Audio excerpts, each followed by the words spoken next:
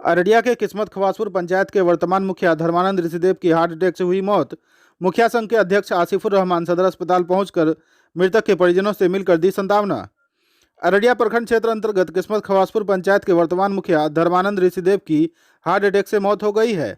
बताया जा रहा है कि मुखिया धर्मानंद ऋषिदेव पंचायत के काम से प्रखंड कार्यालय आए थे, जहां पर किसी बात को लेकर प्रखंड कार्यालय में मौजूद कर्मी से बहस हो गई।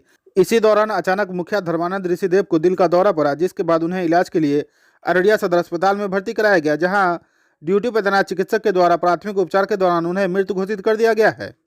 इसकी जानकारी मिलते ही मुखिया संघ के अध्यक्ष आसिफुर रहमान सदर अस्पताल पहुंचकर मामले की जानकारी ली और परिजनों को सांत्वना दी, जिसके बाद उन्होंने इस मामले की जानकारी अररिया नगर थाना पुलिस को दी और इस मामले में जांच की मांग की है।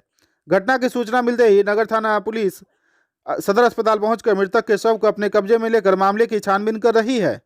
हमारे मुखिया जी प्रखंड कार्यालय मनरेगा ऑफिस गए हुए थे और मनरेगा ऑफिस में लगभग ग्राम पंचायतों में गरीबों के लिए पशु शेड का निर्माण लगभग करोड़ों में हुआ है और अररिया जिला का ये अररिया प्रखंड में अभी आज से 10 दिन पहले पेमेंट के लिए खुला, जिसमें अररिया प्रखंड का पेमेंट के लिए खुला नहीं और जिसके वजह से ग्राम पंचायतों में जो मुखिया जी के ऊपर पब्लिक का जो प्रेशर है, सुबह शाम जो गरीब किसी से कर्जा पहचान लेकर के पशु सेट गरीब कल्याण योजना के लिए बनाया है, उसमें जो है आज तक पेमेंट नहीं किया। पेमेंट के लिए अगर प्रखंड कार्यालय लोग जाते हैं जनप्रतिनिधिगण, वहाँ उसका एक पैसे का कीमत भी नहीं है और कोई सुनने वाला भी नहीं है और कोई उसका कोई प्रॉब्लम सुनने वाला नहीं है। सब जगह पेमेंट हो रहा है, लेकिन अररिया प्रखंड के गरीबों का पेमेंट नहीं हो रहा है। इसका जिम्मेवार कौन है?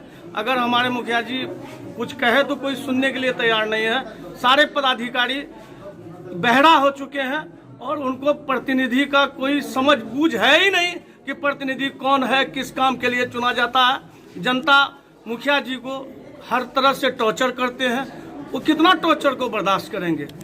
और जितने भी पंचायत के कर्मी हैं वो तो पंचायत जाते ही नहीं हैं, अपने मोबाइल से ही सारा काम बैठ के ही घर में बिचौलियों द्वारा करवाते हैं और पब्लिक जो है मुखिया जी से प्रेशर बना करके रखते हैं, जो बेचारे आज अपने जान को भी गंवा बैठे और प्रखंड कार्यालय में ही गंवाए। मनरेगा में चूँकि पशु शेड का बहुत दिन से काम चल रहा है और सालों भर से पेमेंट किसी भी पंचायत का नहीं हो रहा है।